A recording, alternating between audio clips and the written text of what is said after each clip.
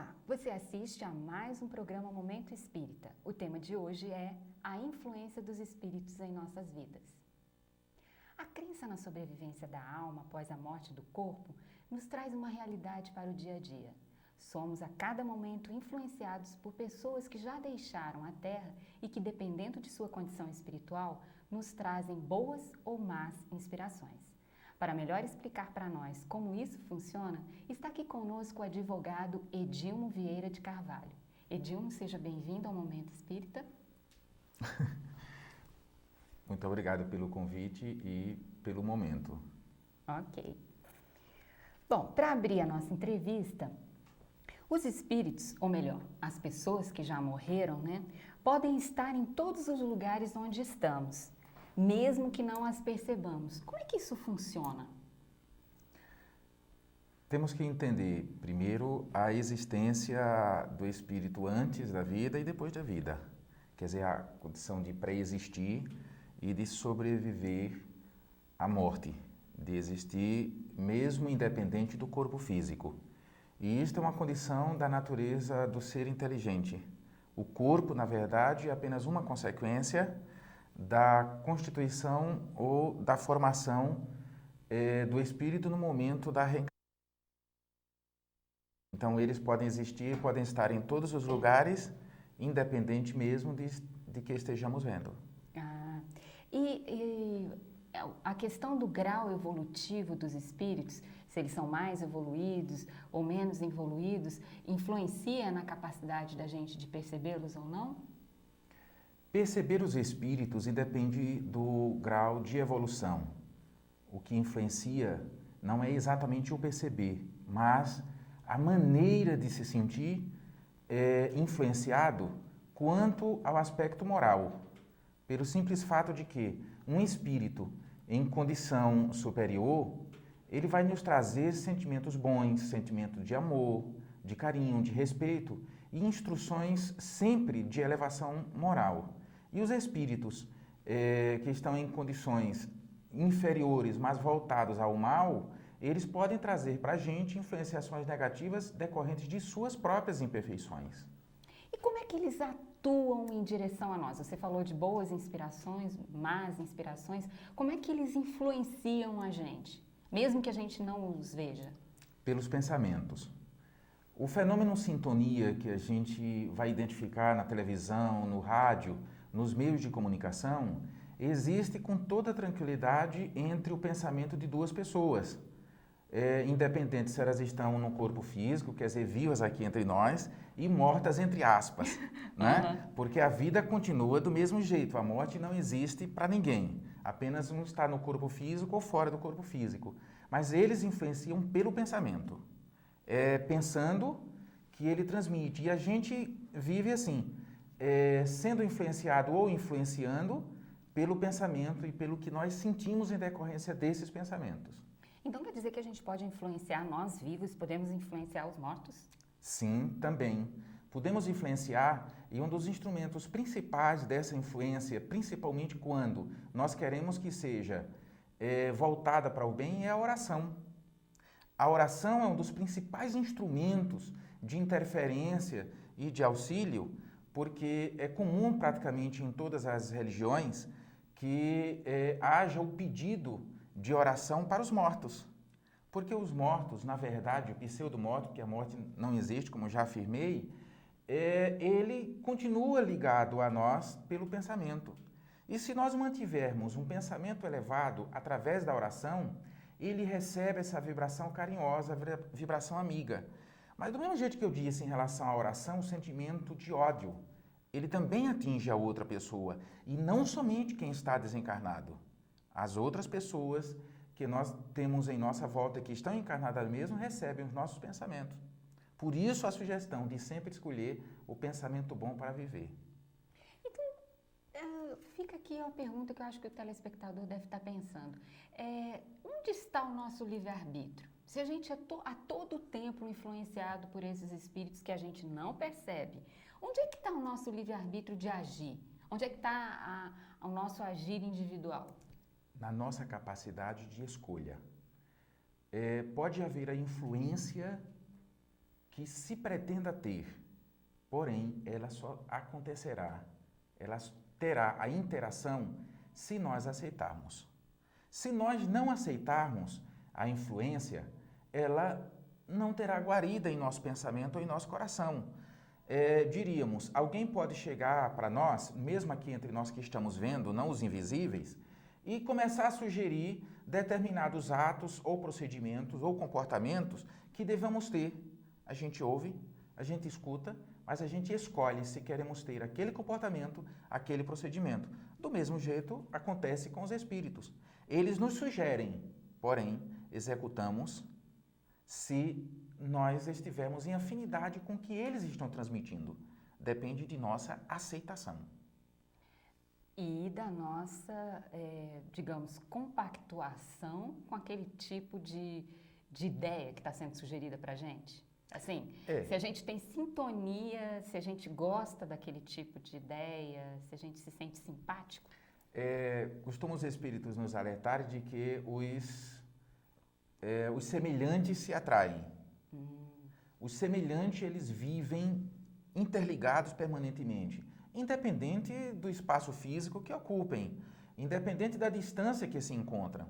Eles se atraem pelo que pensam, pelo que sentem. É a semelhança do que ele faz, do que pensa, do que tenta construir, do móvel de suas ações. Interessante. Bom, retomando a coisa do mal, né, das boas ou más inspirações, como é que Deus, né, permite que existam entidades, seres, pessoas que nos inspirem o mal? Como isso funciona na lógica divina? Viver no bem é a nossa condição de vida. Porém, estamos sujeitos a todo tipo de influenciação. Como é que Deus permite que possamos ter essa influência? Influência negativa, influência má. Para que possamos passar sempre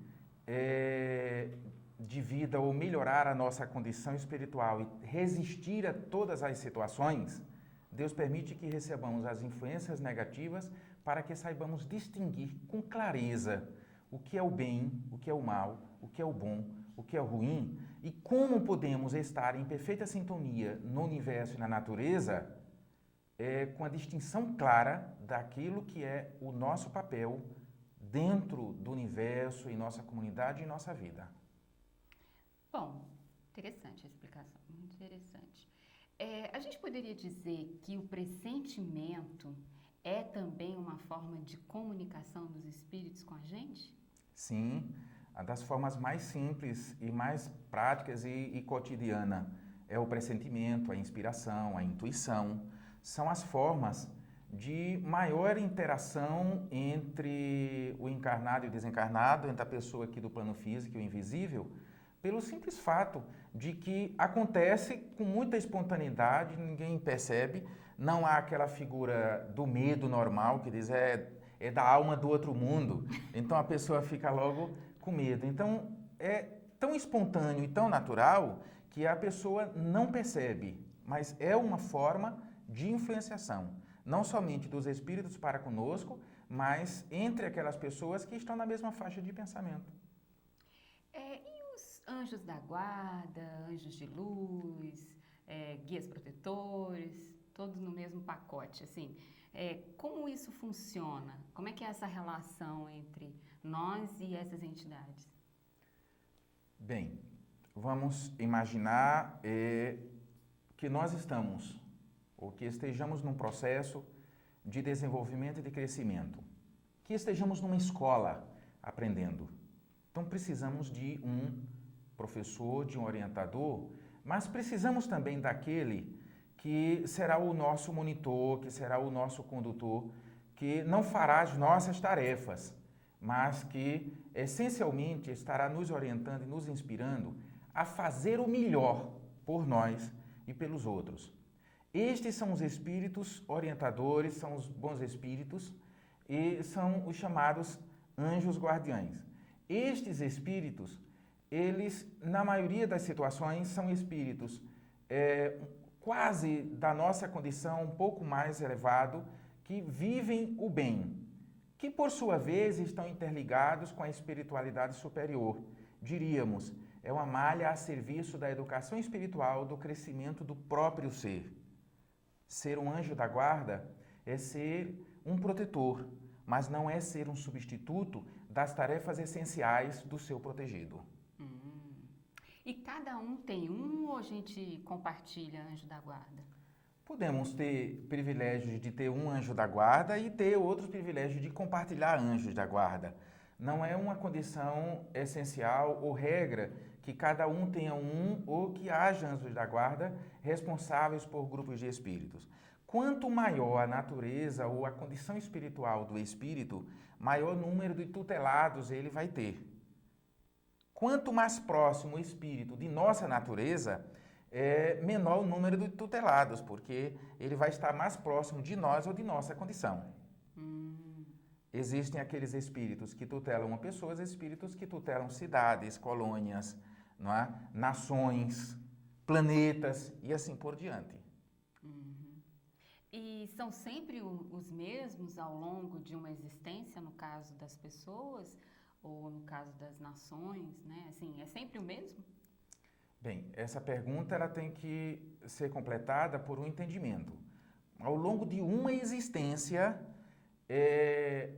a priori ou à primeira vista, ou no primeiro momento do entendimento, aquele responsável por acompanhar uma existência. Porém, há situações em que o espírito precisa executar tarefas extraordinárias dentro do contexto de sua própria evolução, então outros podem ser designados para executar aquela tarefa complementar. Quase sempre é um espírito que está muito afim conosco.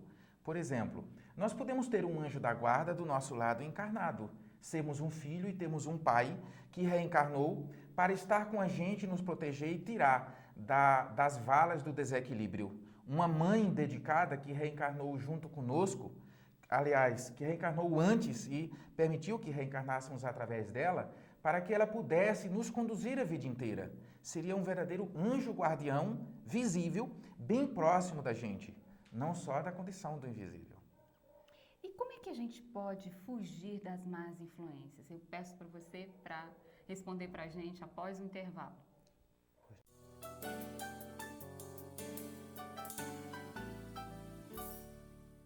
Para adquirir nossos produtos, acesse o site www.fratelliespiritualista.org.br. Fratelli, estreitando os laços de fraternidade entre os homens e ajudando você a construir um mundo melhor.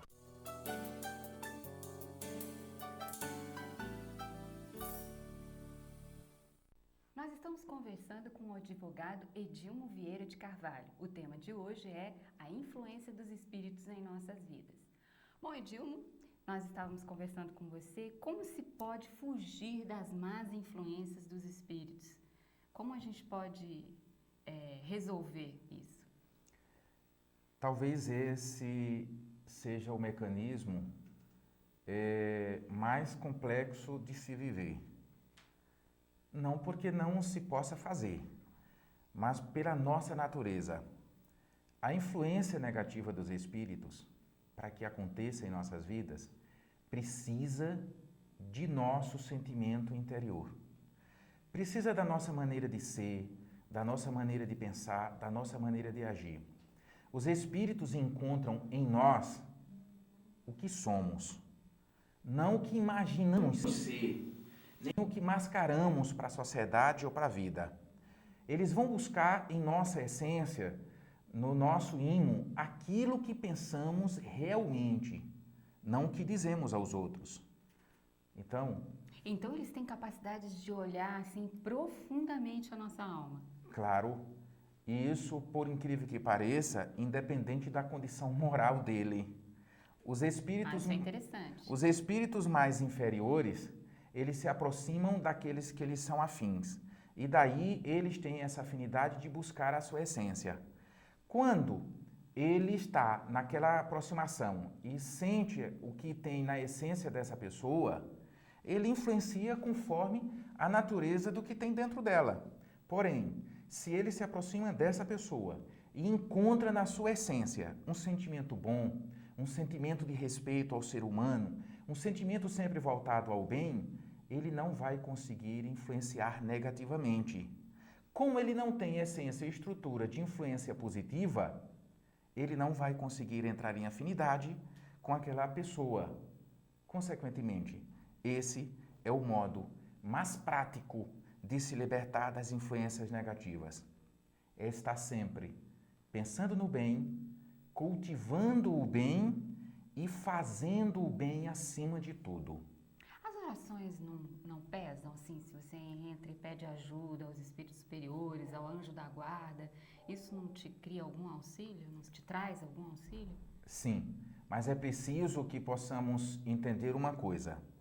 A oração, ela tem, diríamos assim, a modalidade essencial, a modalidade que realmente promove essa libertação, ou promove essa conquista de viver, de sentir o bem, que é a oração que parte da essência. A oração que parte de palavras, parte apenas de gestos, ou de posições, não importa. Essa não vai ter influência nenhuma, porque trabalhar no bem é uma oração viva. Sorrir e trazer o carinho para os outros é uma oração viva. Desejar o bem e fazer o bem é a oração permanente, contínua, em todos os momentos. Não é a oração passiva do agradecer, do pedir, do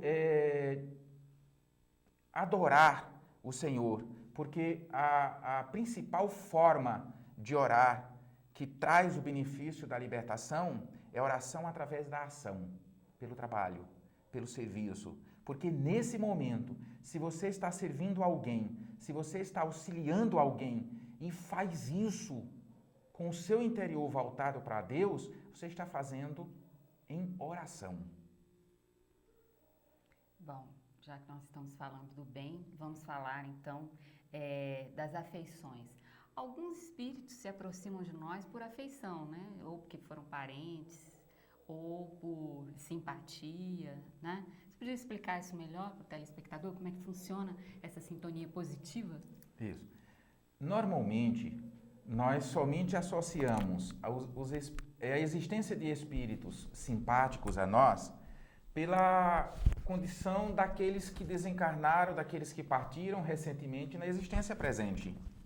Digamos que um pai nosso, um filho, uma irmã ou uma pessoa amiga do nosso relacionamento desencarnou e que tem uma afeição por nós, normalmente nós imaginamos apenas essas pessoas.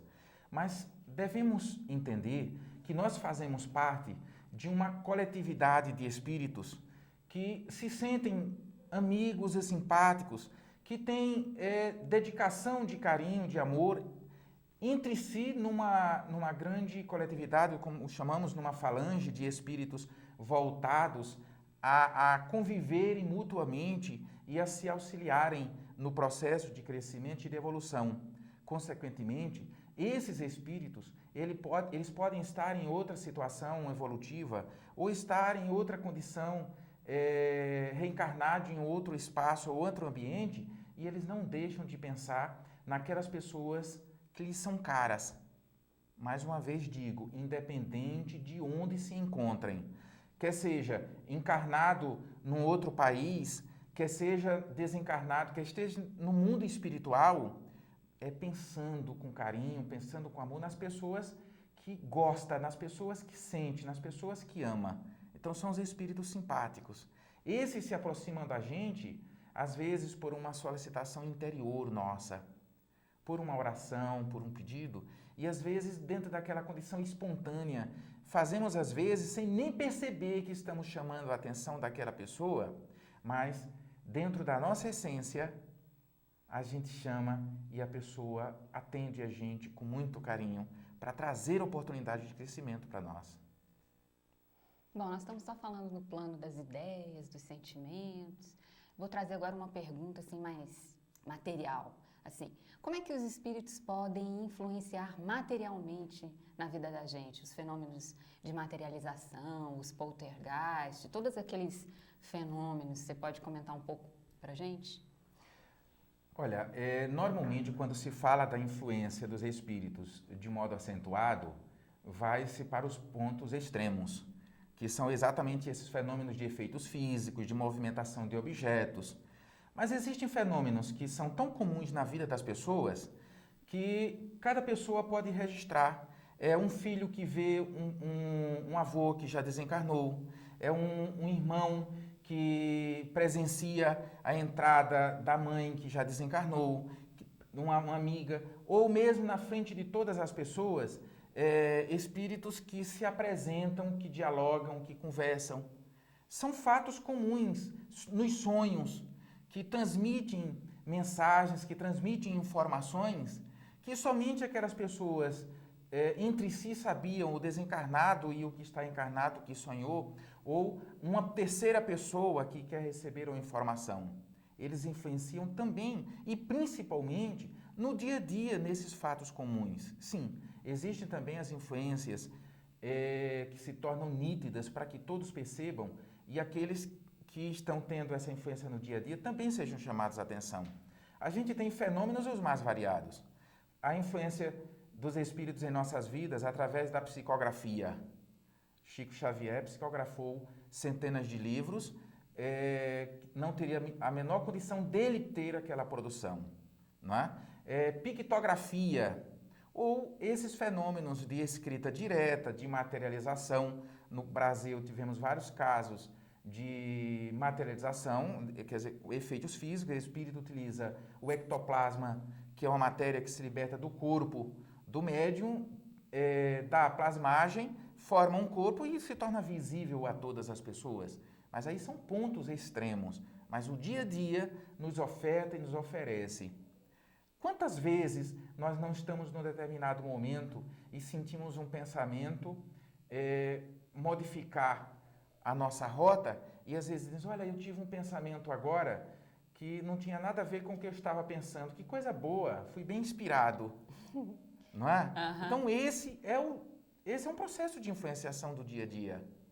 Da vida prática. Da vida prática, do natural. Exemplos muitos nós podemos ter.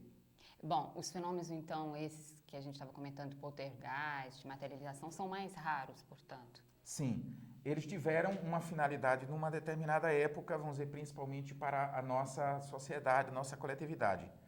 Mas eles não deixam de existir em aspectos diferentes. Existe o fenômeno de corporificação de espíritos que tomam corpo físico e entram em determinado momento, em passagem da vida das pessoas, exemplos vários. Essa semana eu estava citando alguns exemplos. Eu citei um exemplo e as pessoas do auditório citaram pelo menos mais 3 exemplos em lugares diferentes. De uma pessoa encontrar com outra, dialogar, conversar durante horas e dizer que vai encontrar com ela no outro dia, que quer conversar. Ela diz, não, pode deixar para lá. E voltar para sua casa. E quando no outro dia insistir, tentar localizar, que deixou na porta de casa, e voltar lá e a pessoa diz, você não pode ter encontrado a fulana, porque fulana já morreu há 10, a 15 anos, há 18 anos. Mas eu tive com ela ontem, passei a noite, dialogamos, conversamos, ela conversou comigo, estava com um grupo de pessoas e chamar outras pessoas a dialogarem e a explicar que tiveram juntos com essa pessoa e por fotografia identificar que aquela pessoa, na verdade, era a mesma que dialogaram no dia anterior e que já tinha desencarnado aí 12 anos, 15 anos. É um fenômeno que acontece, mas quando a gente cita um caso, as pessoas se alertam e dizem, olha, aconteceu com fulano em tal local, e assim sai com informações as mais variadas, informações de lugares completamente diferentes. Não é um processo de influenciação cultural. Uhum. Bom, para encerrar, nossa última pergunta, Edilmo, mudando aqui um pouco a rota, como é que funcionam os feitiços, as macumbas, os despachos? Como é que é essa relação dessa influenciação dos espíritos nesses malefícios? Nós vamos começar por uma informação que já transmitimos aqui no começo. O fenômeno sintonia, ou os afins se atraem. A questão de escolher o tipo do espírito ou o tipo da pessoa com quem queremos conviver. Então, pois bem, do mesmo jeito que nós vamos ter a grande falange de espíritos que se voltam ao ajuste, à educação, o processo de transformação da humanidade, que é uma maioria extraordinária no universo, porque o universo é de luz, nós vamos encontrar alguns focos de espíritos que se recusam ao desenvolvimento, que se recusam ao progresso, que se recusam sair da sua situação, da situação em que se encontram. Daí, eles se movimentam, eles se contribuem para o tipo de intenção que têm, para o tipo de intenção que desejam realizar, que desejam concretizar. Pois bem, para que esses fatos aconteçam, para que eles concretizam, eles precisam que as pessoas, elas estejam pensando do mesmo modo que elas. Então, a questão dos despachos, macumbas e feitiços é uma questão, de novo, de sintonia. É uma questão essencialmente de sintonia, de escolha.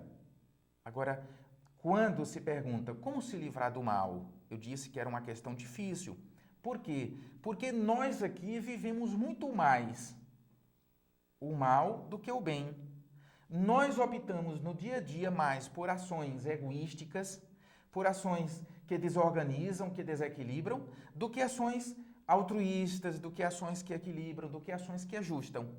Nós optamos sentir raiva de alguém com muita facilidade do que perdoar alguém com muita facilidade. Nós optamos sentir desprezo por alguém do que amar alguém, compreender a situação em que ela se encontra. Se essas opções são em número maior em nossa vida, estamos sujeitos mais facilmente à influenciação daqueles que pensam de modo ruim. O mecanismo de libertação está exatamente em construirmos em nossas vidas, no nosso dia a dia, sempre o pensamento do bem, se voltar para o bem, se renovar, é a transformação moral. A construção da paz é um dos mecanismos mais belos que nós podemos ter. Todos nós podemos e devemos construir a paz. E antes de construir no mundo, devemos construir em nós, pelo cultivo a cada um dos sentimentos nobres que nos fazem bem, que nos fazem se sentir, como a gente diria, nas nuvens, mas com os pés no chão. Ô Edil, muito obrigada pela sua participação ao Momento Espírita. E nós convidamos você para o nosso próximo programa. Obrigada.